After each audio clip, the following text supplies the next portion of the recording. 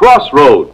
Each week, Chevrolet presents a true story based on the actual experiences of American clergymen, pastor, priest, or rabbi. The men who give inspiration and guidance to people at the crossroads of life. Tonight, The Man Who Walked on Water, starring William Prince and Maureen O'Sullivan in the story of Reverend David Alexander Day.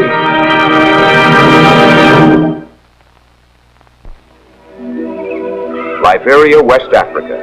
It was here that the Reverend David Alexander Day came to establish his church.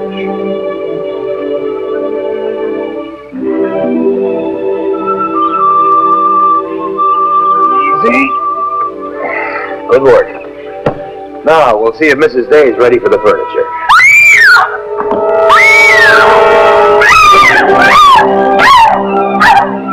Honey, stop it. It's dead now. It can't hurt you. Oh, David, it's so horrible. It crawled at me from under that sack. I'm so frightened. I think you got the best of the encounter from the looks of the scorpion. Oh, I don't want to look at it. Oh. Will you keep your eyes on that corner of the room? I'll get it out of here. Oh.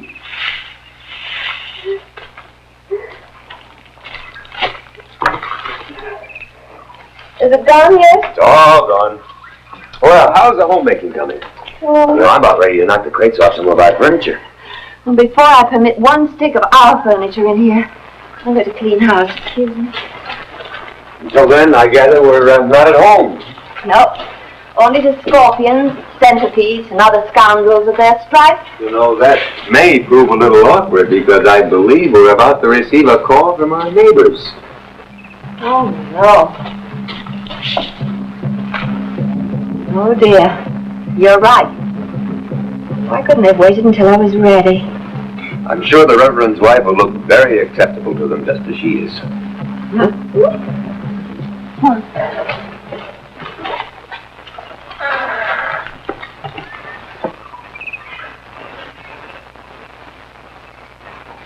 Gentlemen, as you can see, Mrs. Day and I have hardly moved in as yet. However, we are highly honored that the elders of the village should call on us. We are the honored ones, Reverend. You have made us feel very welcome here, Chief. Mrs. Day and I feel that we are among good friends. Our mission here is to help you. Dance करबे, नांता तो वैसे बाला.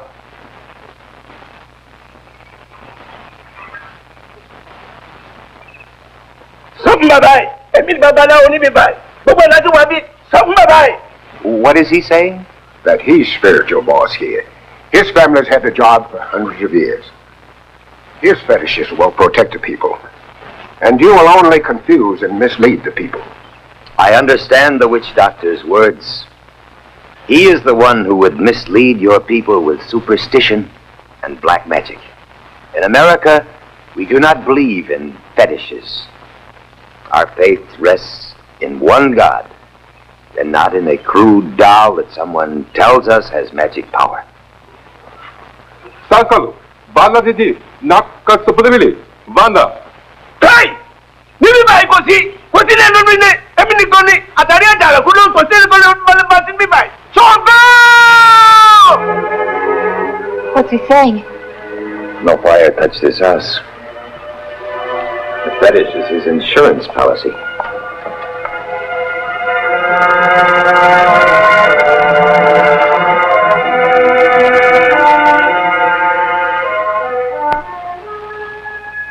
If the fetish of the mighty witch doctor protects my house, I am grateful.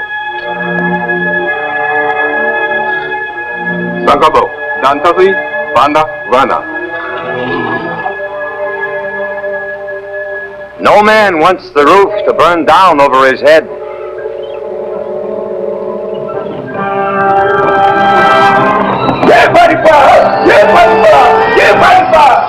Which man? What happened?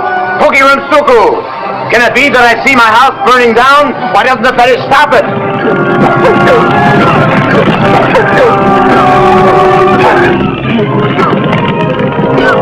We are deeply sorry over the loss of your house, Reverend Day.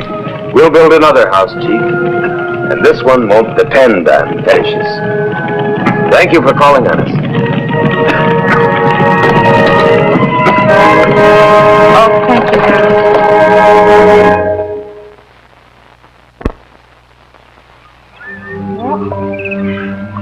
I guess that's one way to clean house.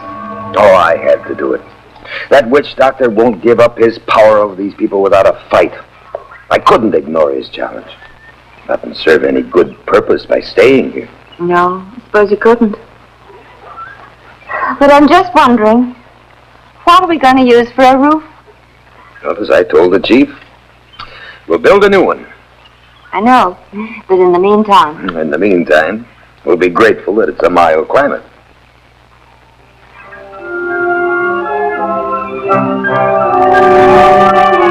Is it? Oh,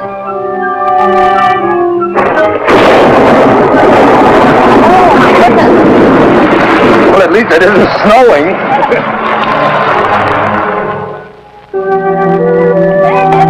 David Mail. The river steamer must have stayed off the sandbars this trip. Huh? Quite a tight schedule for a change. I was waiting right there by the riverbank. This one looks important. The general synod of our church.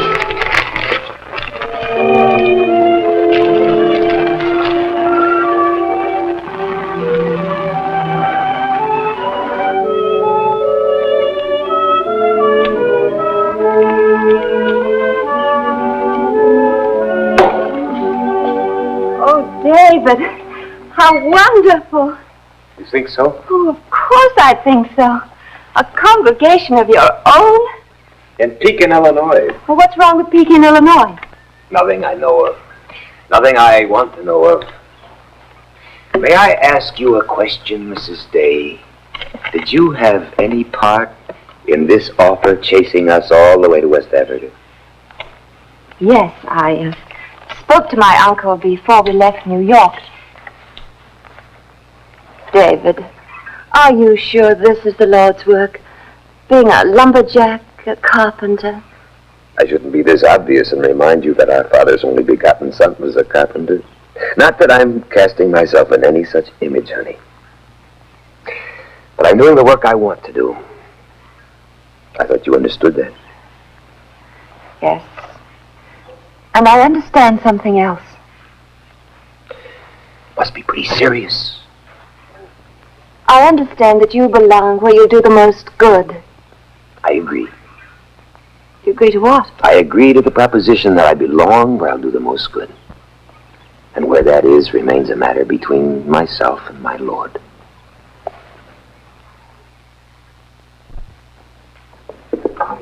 There we are.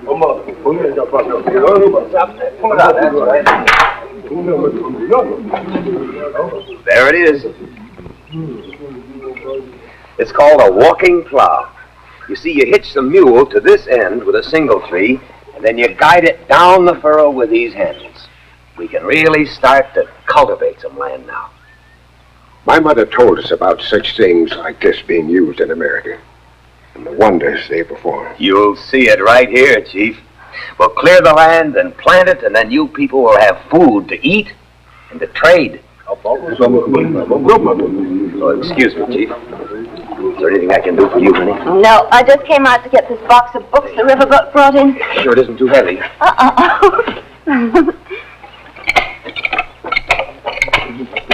You'll get the hang of it. Now, here is what I plan to do. You see, here's the river.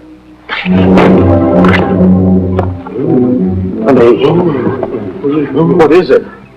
What's the matter?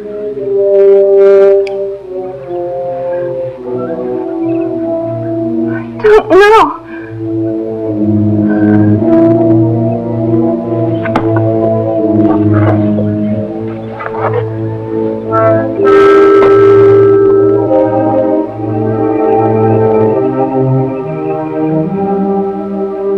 You're not a very cheerful sight. I'm not very cheerful. I've had to be a little honest with myself this afternoon. While you've been lying there, and the Reverend David Day isn't quite the noble figure I'd pictured. He's the noble figure I married. Very noble. Sacrificed his wife's health to his own sense of importance. Oh, David, we don't know that my health has been sacrificed. It's probably some little thing that could have happened in Pekin, Illinois. But if we were in Pekin, we'd know. We wouldn't have to wait days for a doctor to come 200 miles upriver. David, What about your call to work here with these people? That's an important consideration. Not anymore. Oh, David, you're wrong. You're very sweet, but you're very wrong. I couldn't be more sure of it.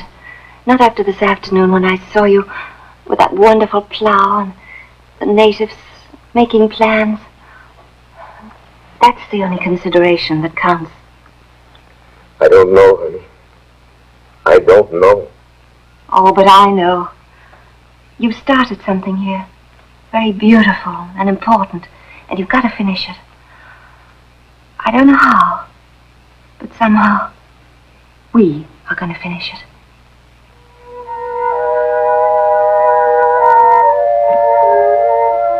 Harold Edgar. Thank you, Harold. Put up pictures tonight? No. Mrs. Day is resting.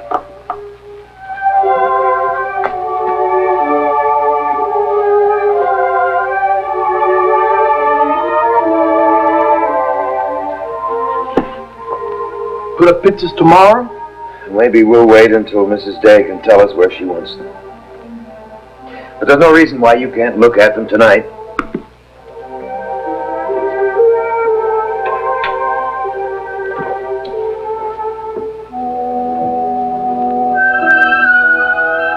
Oh, Reverend Sir. Yes, that's Daniel in the lion's den. And the lions wouldn't eat him because he had faith in the Lord. That's right.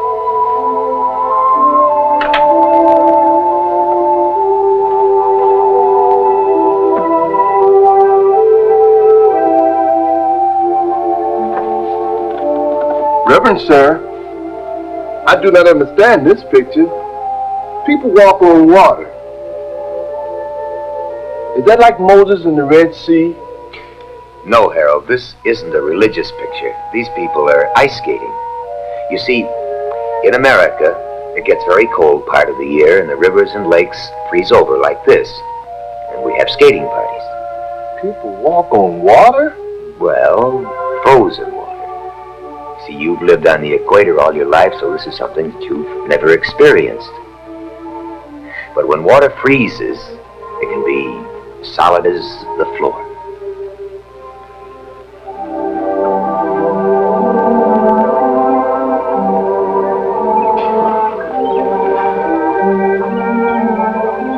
My mother told me many things about Americans, but she did not say they could walk on water. Well, the Reverend Sir said they do. If the Americans can walk on water, why do they come up the river in boats? We've seen them fall into the river, but we've never seen them walk on the water. You take this fact to the Reverend Day's house. Say nothing to him about it, and then return here to your father. We've trusted the Reverend Day. He speaks of changing the old way for a new kind of life. But if he speaks false words, I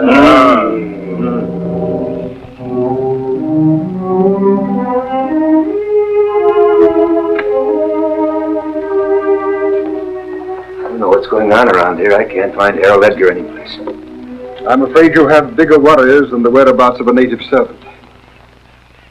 You're going to lose Mrs. Day. But meanwhile, we've to get her downriver to my clinic where she can get some kind of proper attention. You're certainly a tactful man, Doctor. I don't practice tact, I practice medicine, but not in a place like this. My first visit and my last, I hope. But you could be wrong. I've been known to be, but not about pernicious anemia, unfortunately. When I see something like this, I know that someone has to pronounce sentence. It might as well be me. It might as well be blunt, so everyone can get over it and start thinking straight. I don't expect to be popular when I can't heal a patient. I'll be in the other room.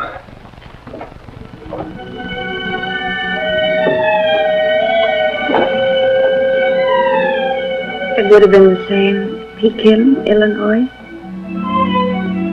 I can't forgive you. Don't think for a moment that I'm going to let you.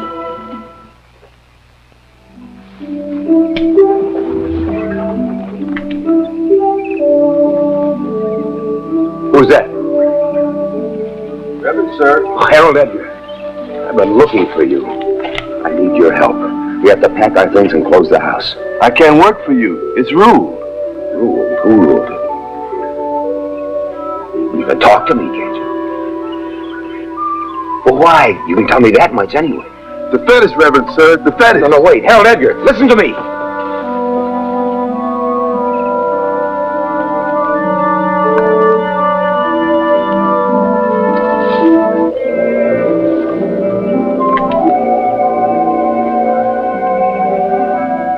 I didn't help the Reverend. I told him I could.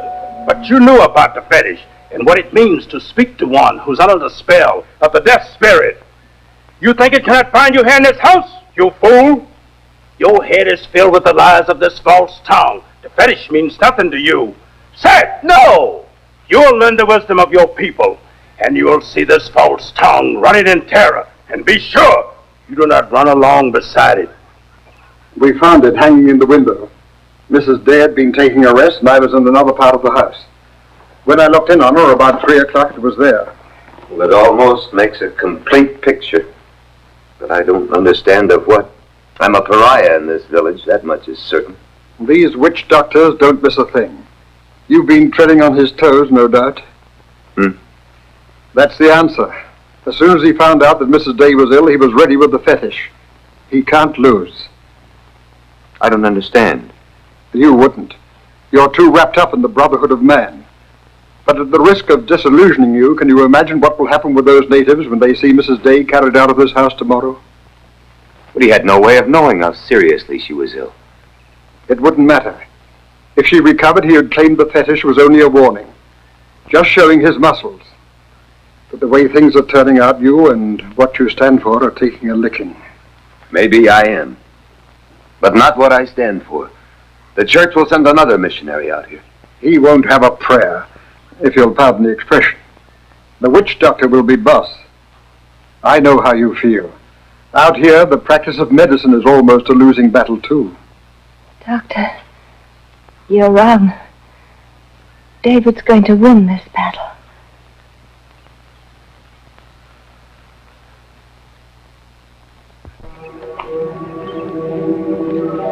I'm not sure about this.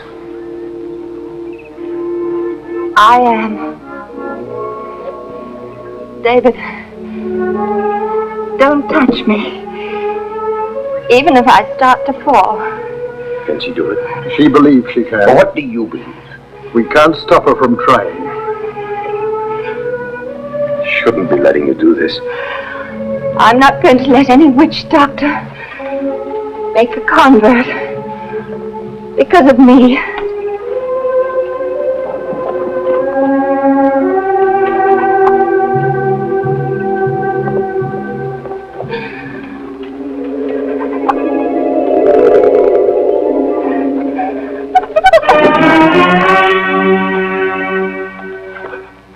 No, I'm all right. Just twisted my ankle.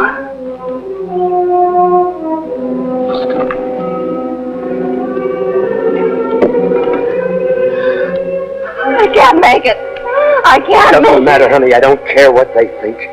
Reverend sir, it's dust spirit, the fetish. Make the witch doctor take it back. You give it him with our compliments. No, it's the dust spirit. Only the Reverend can do it. What can I do, Harold? Show them when you get to the river before you get on the boat. But I don't understand. What do you want me to show your people? Show them that an American can walk the water. Like the picture. You can do it. Just a few steps, Reverend sir. Then they'll take the fetish away and you can stay. You mean the ice skating picture? Yes. You told them? And they had the witch doctor set a fetish on me because I told a lie. Chief, I have not lied to this boy nor to anyone. Then walk on water.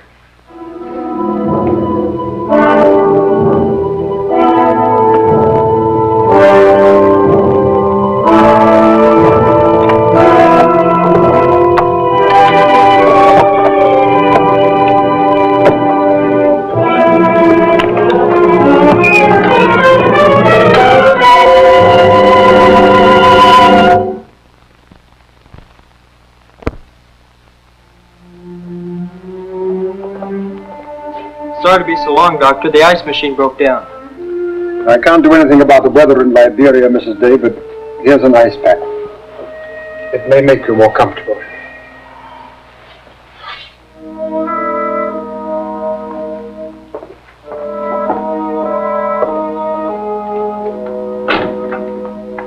David, this is the last time. You can't say that. I want you to promise that you'll go back. Take the money, what's left of the insurance, and go back up the river. Redeem your word with Harold Edgar and his people. They expect me to walk on water.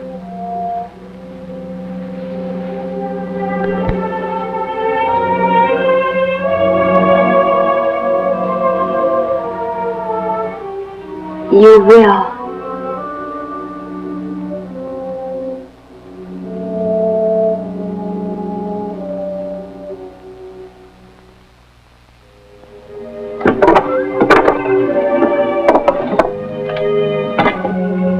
Come on, Harold. You gotta get this engine hooked up.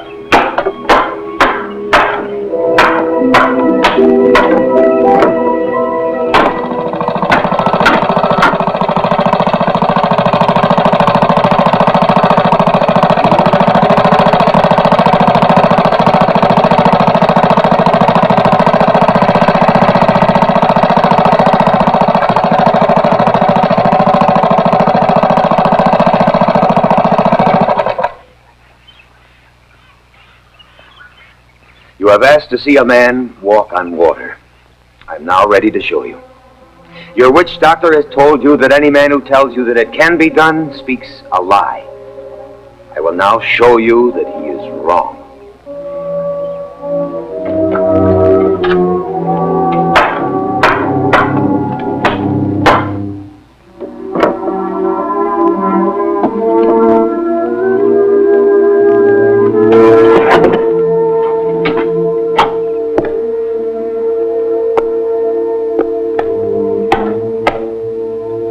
But you don't believe that it is water?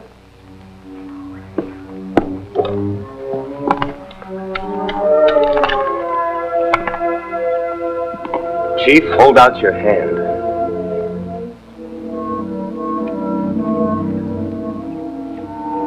What is in your hand? It's water. Taste it.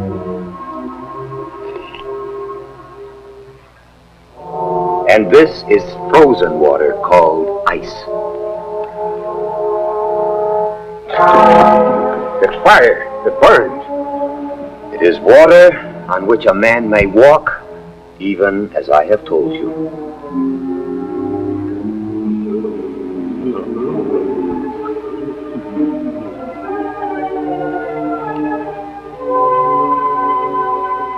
America is wonderful. God is wonderful.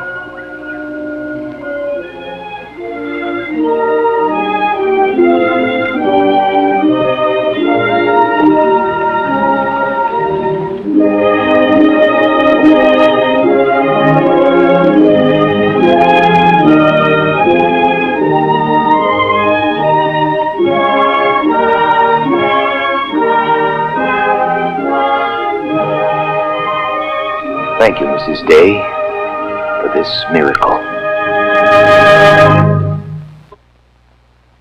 Stories for Crossroads are selected by our Board of Advisors, Captain Maurice M. Witherspoon, Father George B. Ford, and Dr. William F. Rosenblum.